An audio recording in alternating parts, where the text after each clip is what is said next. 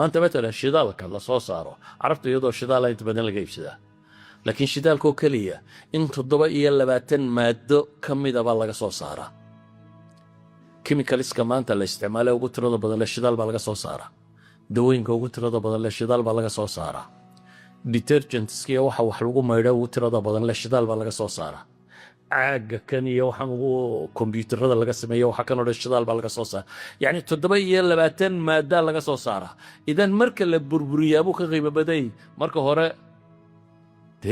foosta buuxidaad $50 siisay ama $100 siisay laakiin foostadu